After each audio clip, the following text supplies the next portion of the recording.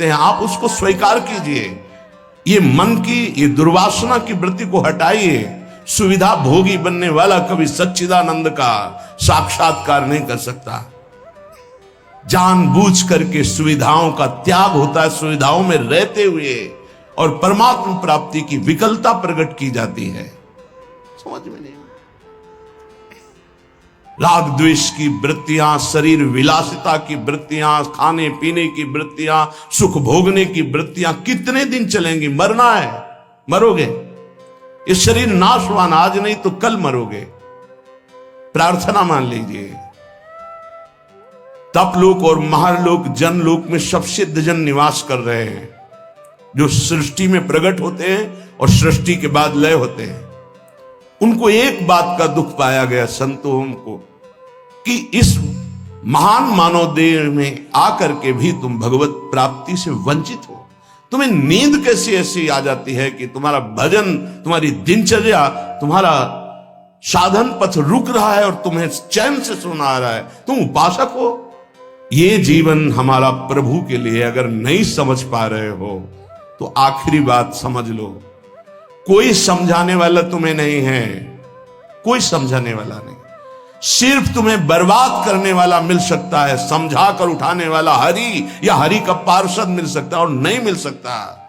तुमसे मित्रता करके तुम्हारी वासनाओं को बढ़ाकर तुम्हारे चित्त को विक्षेप में भर देना, ये संसार के हर व्यक्ति वस्तु स्थान का प्रभाव है।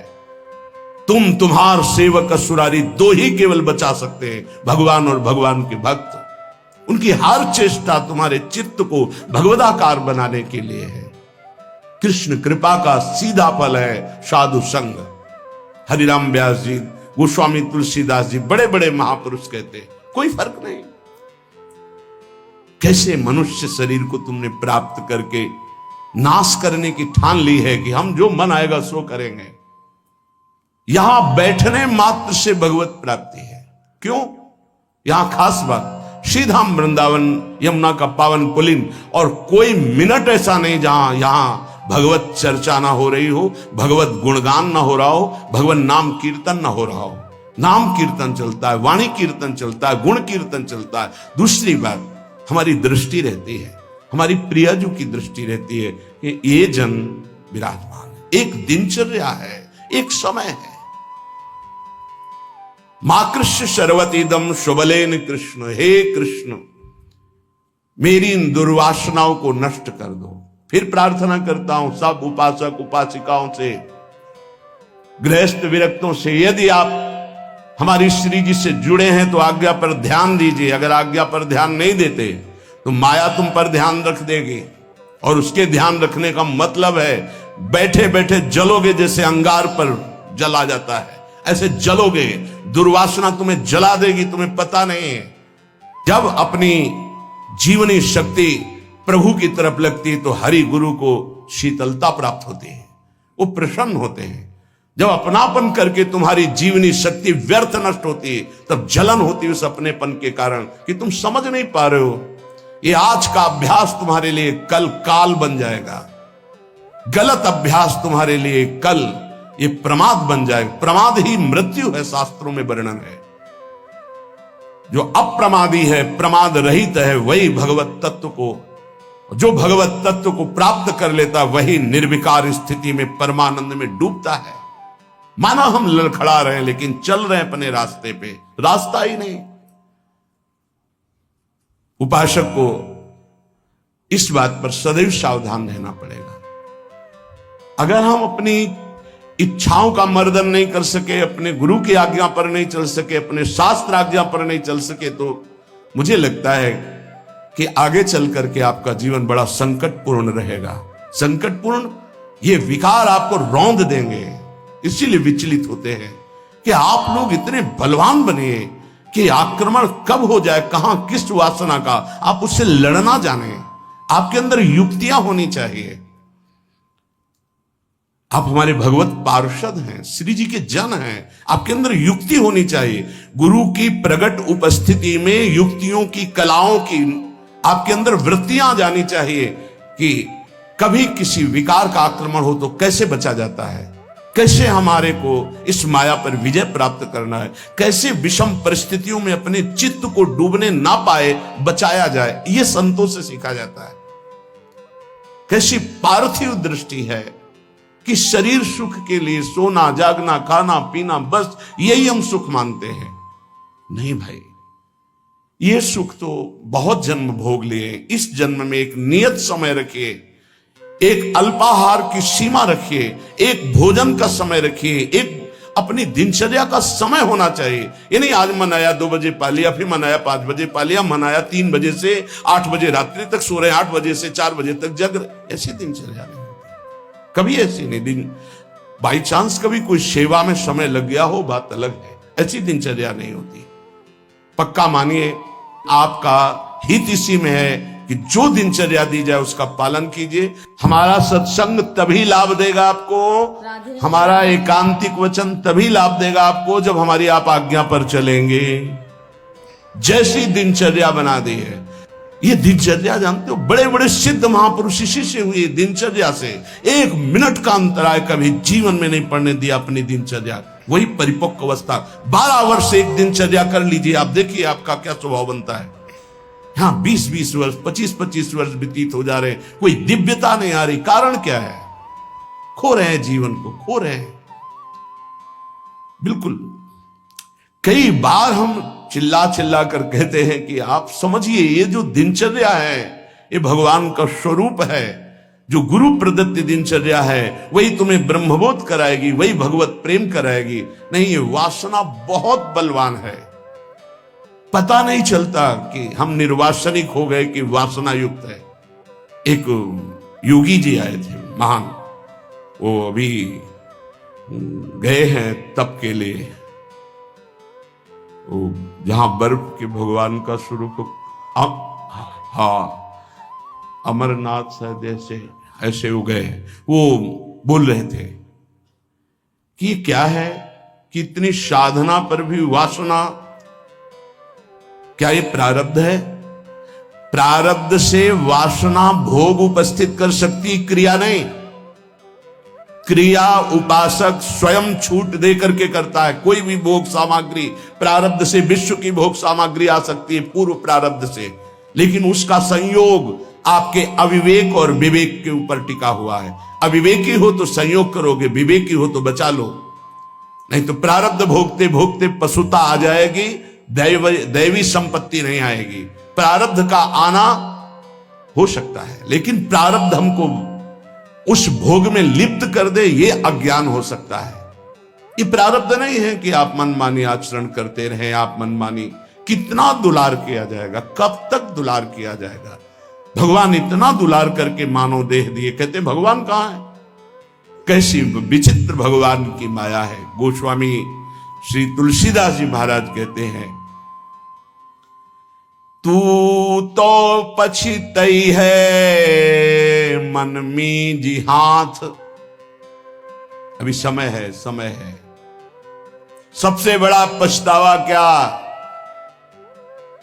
भगवान का साक्षात्कार नहीं हुआ और शरीर छूट रहा है। ऐसे साक्षात्कार होगा? केवल भगवदाकार वृत्ति से भगवत साक्षात्कार होता है, उसी के लिए सारा प्रयास है। सबसे बड़ा डर क्या? प्रभु का नाम न छूट जाए, सबसे बड़ा डर।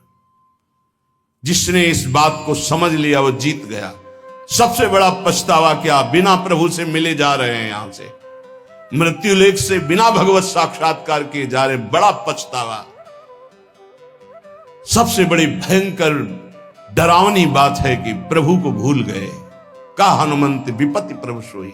ये 2 बातें कभी जीवन में चिंतन किया इनका? 1 सेकंड के लिए भगवत विस्मरण भी बर्दाश्त नहीं। सबसे बड़ी हानि, सबसे बड़ी विपत्ति, सबसे बड़ा भय भगवत विस्मरण हो जाना।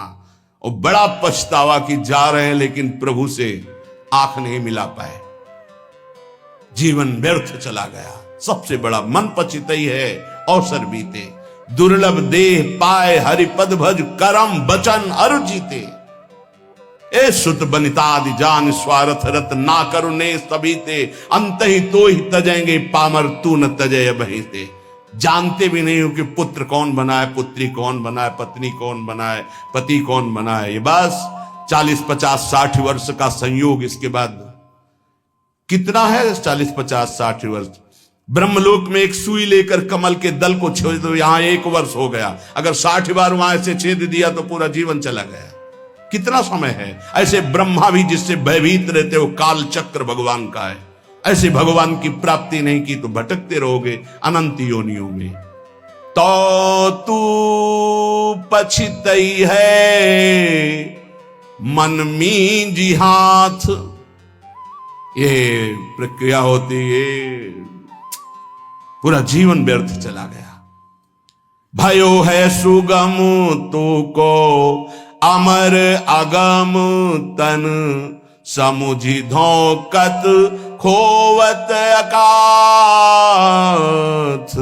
तो तू पछितई है मन में जी हाथ, सुख साधन हरि विमुख वृथा, जैसे श्रम फल घृत हित मथे पाथ। यह विचारी तजी कुपथ कुसंगति, चलि सुपंथ मिली भले साथ। तो तू पछितई है मन मींजी हाथ। ऐ मन, तू पछताएगा बाद में, हाथ मसलेगा तेरे, कुछ कब्जे में नहीं आएगा, हाथ में नहीं आएगा। तुझे देवताओं को लिए भी दुर्लभ मानव देह मिली। भयो है सुगम तो को अमर अगम तन, अमर कहते देवताओं को, देवताओं से भी श्रेष्ठ तेरे को मानव देह मिली। समुझ धोकत खोवत अकाथ, और ये मानव देह मिली थी भगवत प्राप्ति के लिए। क्या समझ करके तूने भगवत विमुख जीवन व्यतीत करने का निश्चय कर लिया? क्या तुझे मिलेगा?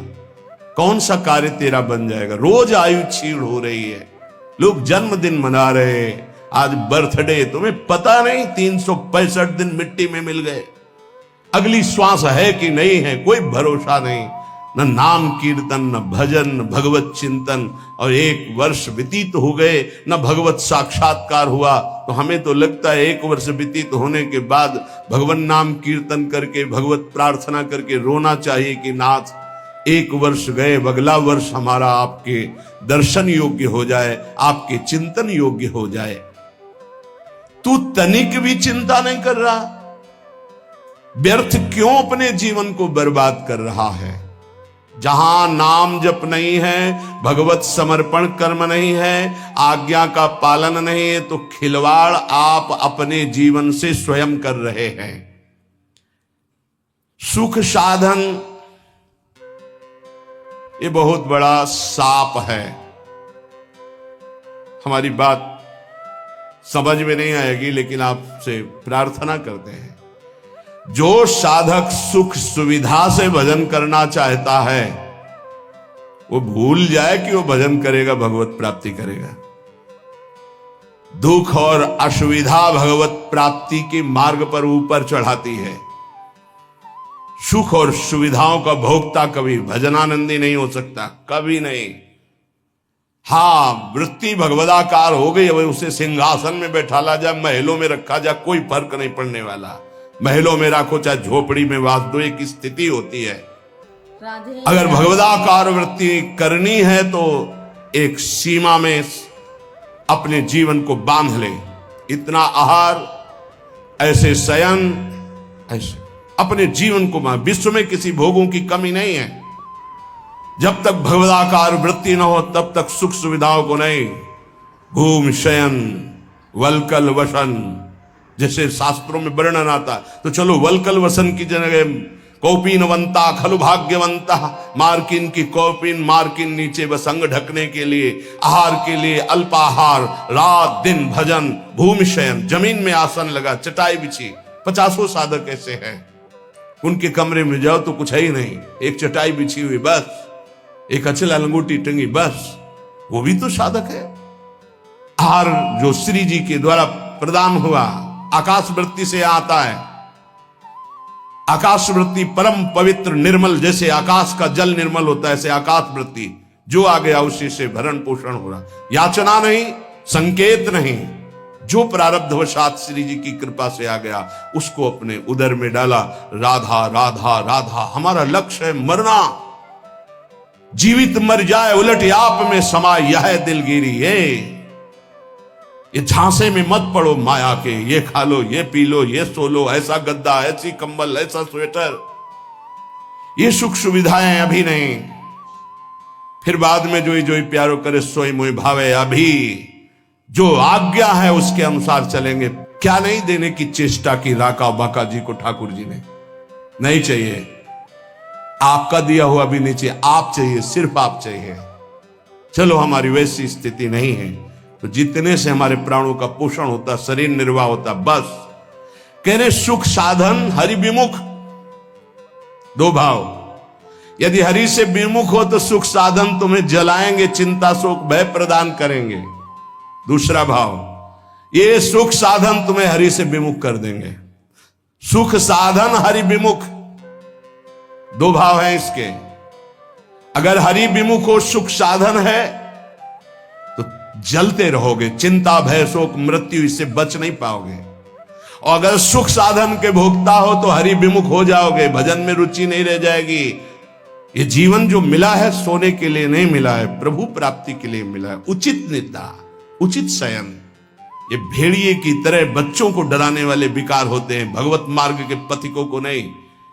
हां, हम स्वयं स्वीकार करते इसलिए घुटने टेक देते हैं। अगर स्वयं स्वीकार ना करे तो विश्व ब्रह्मांड में कोई विकार नहीं है कि तुम्हारे को गिरा सके। तुम हरि पार्षद हो, प्रियाजू के शरणागत हो। जब तुम स्वयं ललचा कर ये खिलौना चाहिए तो मेरी प्रियाजू कृपाल खेल ले जा।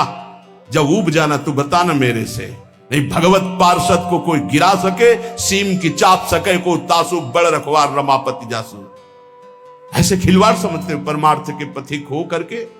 तुम्हें कोई गिरा सकता है, तुम गिरना चाहते हो इसलिए गिर सकते हो। अगर तुम गिरना ना चाहो तो कोई गिराने की सामर्थ्य नहीं रखता। साधन विषय सेवन जितना है, दोनों अलग अलग मार्ग है। विषय को साधन बना लो, साधन विषय ना बना लो, जीवन नष्ट हो जाएगा। नहीं समझ पा रहे, नहीं समझ पा रहे। गुरुजनों की रुचि देखी जाती है। क्या रुचि? मन मन की रुचि जाने नहीं विधि अनुसार। अनुमति तो सब ले रहे हैं, आज्ञा का पालन कौन कर रहे हैं? आज्ञा एक बार होती है, ऐसे चलो। फिर वो कृपाल होते हैं, अनुमति दे देते, चलो ऐसे चलो।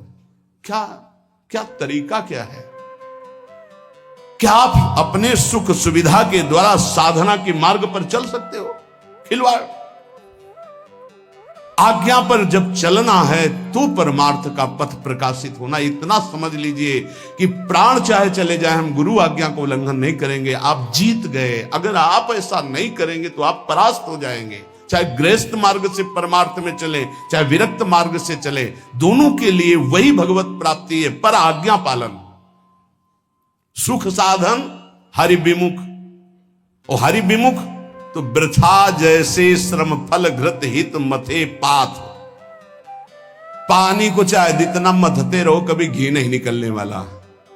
ऐसे ही सुख सुविधा में जो भजन करते हैं उसमें घी नहीं निकलने वाला प्रेम रूपी पानी का मथना है।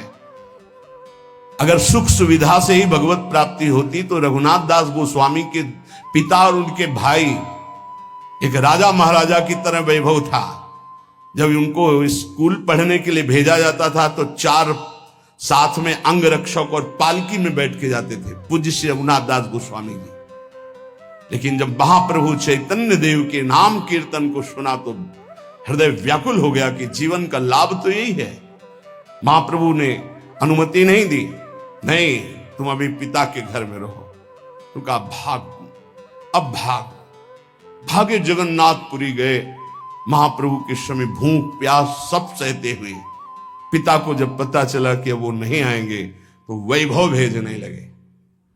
रसोईया सब सेवक, कोई सेवा स्वीकार नहीं की। और जगन्नाथ जी के गेट में खड़े होकर जो भिक्षुकों को मिलता वो पाते। ये हम प्रभु के लिए निकले हैं, प्रभु के लिए हम तड़पे, कभी रोए, कभी कुछ समझ में आवे कि भगवान के लिए, प्रियाजू के लिए आपके हृदय में कुछ है, तब तो। नहीं तो हृदय जलता है कि कुछ मतलब नहीं प्रियालाल से, उनकी चाह ही नहीं है तुम्हारे अंदर।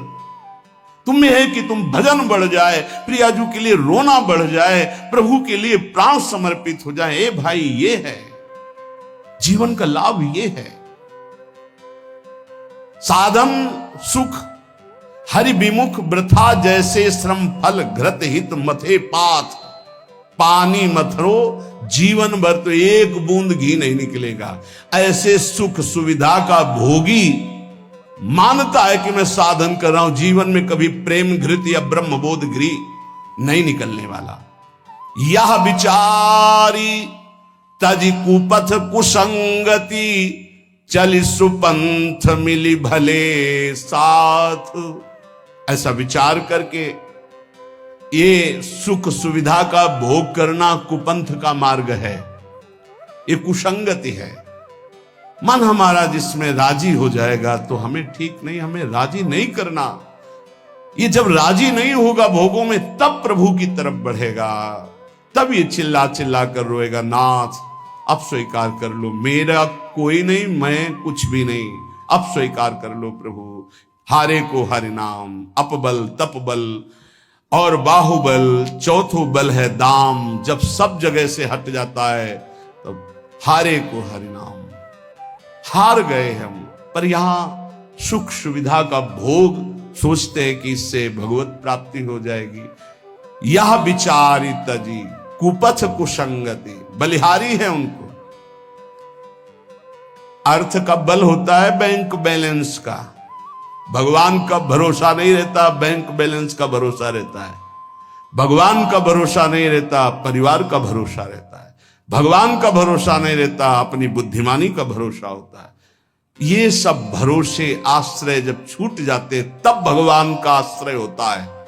निराश्रित के आश्रय भगवान, असरण के शरणागति प्रदान करने वाले भगवान। इस बात को समझो, शरणागति लाखों ले लिए, असरण एक भी नहीं हुए तो शरणागति का रंग ही नहीं है। जो असरण हुए वो शरणागति के रंग को प्राप्त हुए। सीधा साधा मार्ग है, सूधो चले आपने धर्म, रसिकन सो प्रीतम का है, कबहू काल व्रतानि। गृहस्थ तो क्या हुआ, क्या गृहस्थ भगवत प्राप्ति नहीं कर सकते? शिष्य के द्वारा किया हुआ पाप गुरु को भोगना पड़ता है, क्या समझते हो? यदि गुरु की आज्ञा का उल्लंघन करे तो समाज में गुरु को कह देना चाहिए मैंने तुम्हारा त्याग किया, तो बच जाएगा। अगर स्वीकार करता है तो शिष्य के द्वारा किया हुआ अपराध गुरु को भोगना पड़ता है। सो गुरु घोर नरक मा पड़े।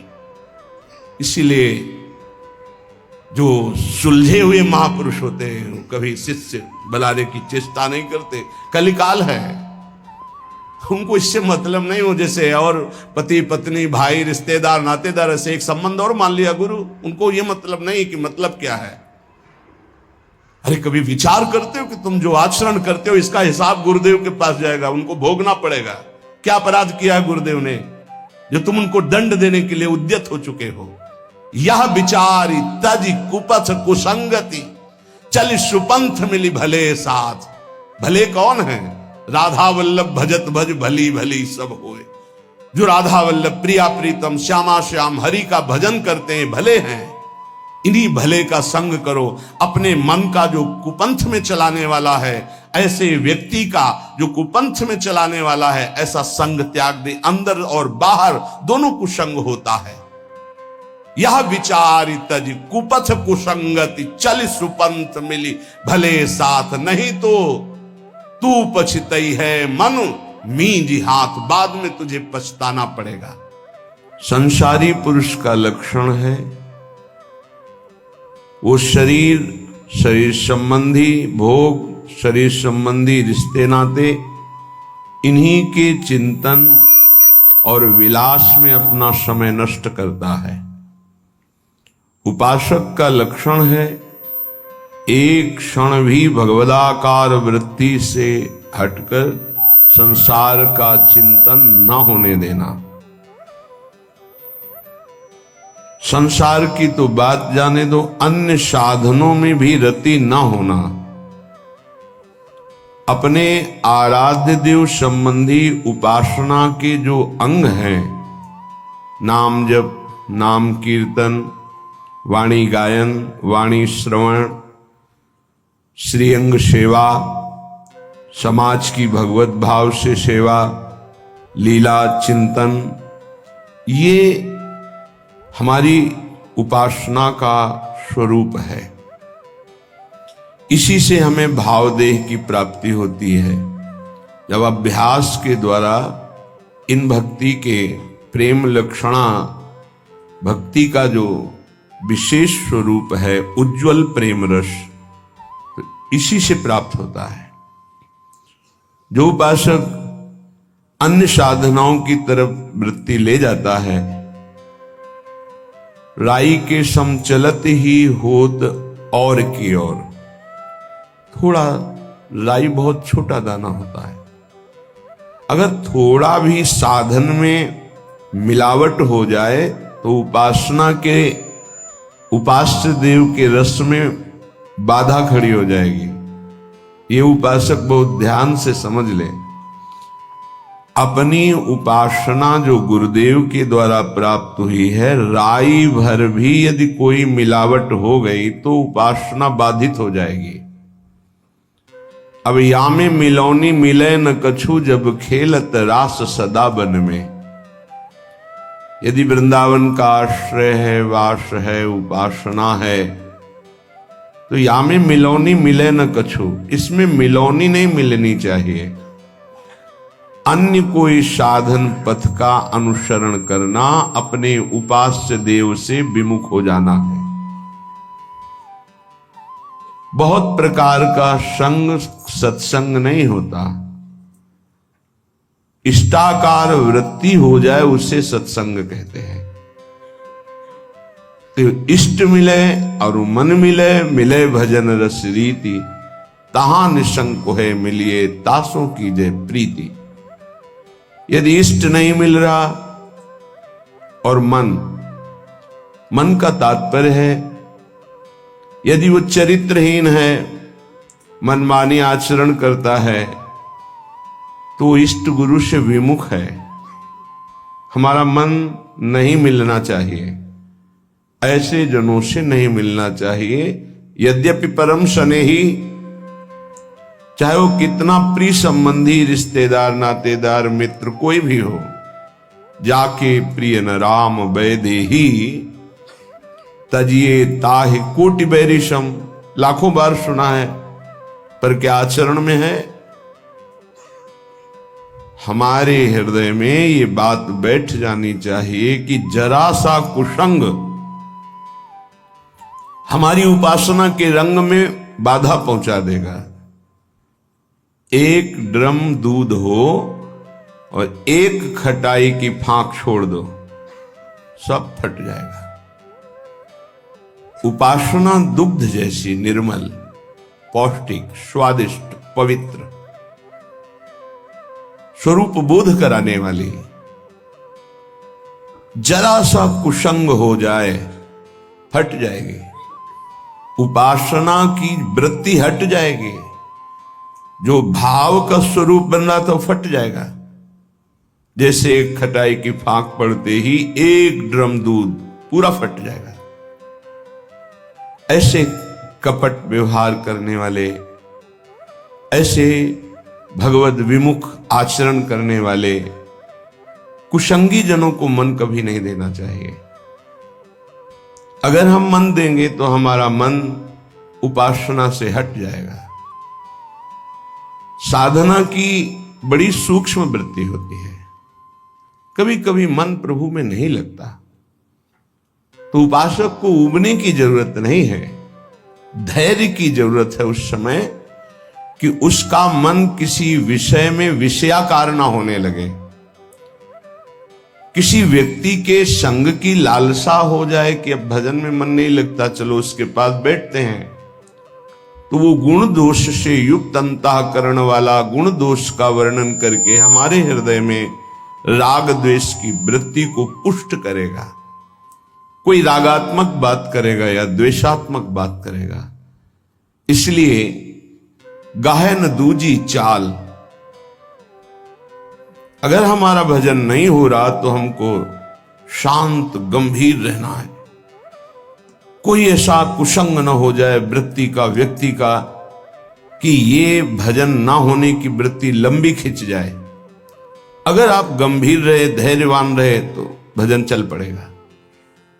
कभी थोड़ा भजन होता है, कभी बहुत भजन में मन लगता है, पर धैर्य नहीं छोड़ना चाहिए। दूसरी बात स्वीकार नहीं करनी चाहिए उपासक को। राधे राधे। कोई ऐसा नहीं है जो हमारी वृत्ति को बदल सके। यदि नाम चल रहा है, अगर नाम भी नहीं चल रहा तो हमें धैर्यपूर्वक उस समय, भले सो जाए, एकांत हो जाए, उस समय काट लेना चाहिए। उस समय वृत्ति आई है। और चतुर उपासक तो जबरदस्ती वाणी गायन शुरू कर दिया, सत्संग शुरू कर दिया, जिससे हमारा चिंतन बदल जाए। राधे राधे। तो आपको ये वीडियो पसंद आया तो please like, share, comment, subscribe कीजिएगा। धन्यवाद। राधे राधे।